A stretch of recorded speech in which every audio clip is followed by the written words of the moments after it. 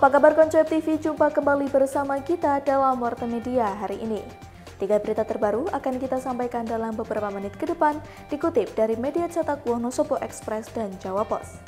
Jangan lupa subscribe dulu official Wonosobo TV. Berita pertama, pelaku utama ditangkap, diduga masih ada pelaku lain dalam kasus pembacokan anggota TNI.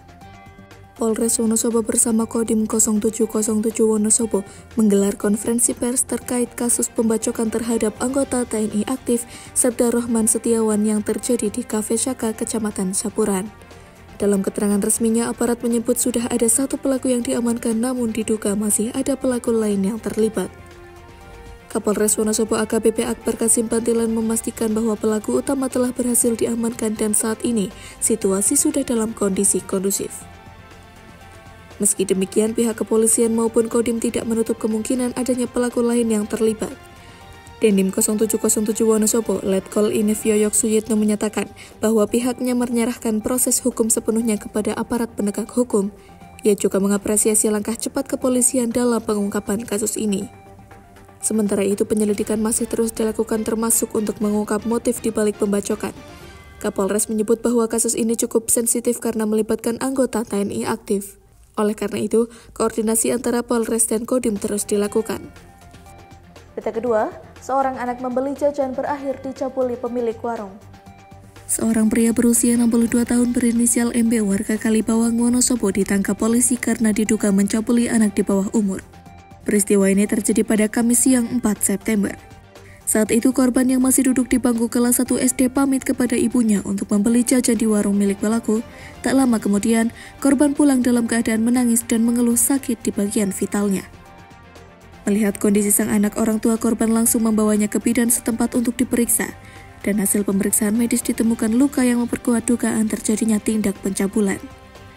Keluarga korban kemudian melaporkan kejadian ini ke perangkat desa. Warga yang mendengar kabar tersebut segera bergerak hingga akhirnya pelaku berhasil diamankan dan diserahkan ke pihak kepolisian.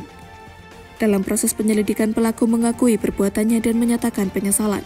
Namun, polisi menegaskan proses hukum tetap berjalan meskipun pelaku meminta maaf.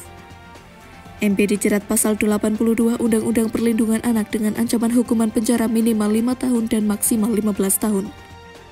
Polisi juga mengamankan sejumlah barang bukti, termasuk pakaian milik korban dan pelaku, serta memeriksa saksi-saksi dari warga sekitar untuk memperkuat berkas perkara. Berita ketiga, peringatan Haornas jadikan olahraga sebagai penguat bangsa. Pemerintah Kabupaten Wonosobo memperingati Haornas atau Hari Olahraga Nasional ke-42 dengan upacara di Stadion Gelora Pancasila. Acara dipimpin Wakil Bupati Wonosobo Amir Hussein dan menjadi momen istimewa karena bertepatan dengan 80 tahun kemerdekaan Republik Indonesia. Dalam sambutannya, Hussein menegaskan bahwa olahraga bukan sekedar aktivitas jasmani, tetapi juga gerakan kebangsaan yang mempererat persatuan, membangun karakter, dan menumbuhkan daya juang masyarakat. Hussein juga menambahkan bahwa hal ini menambahkan nilai-nilai olahraga seperti kerja keras, disiplin, sportivitas, dan solidaritas sangat relevan dengan perjuangan bangsa. Selain itu, olahraga juga sebagai jalan strategis untuk membangun masyarakat Indonesia yang unggul, sehat, kuat, dan berkarakter.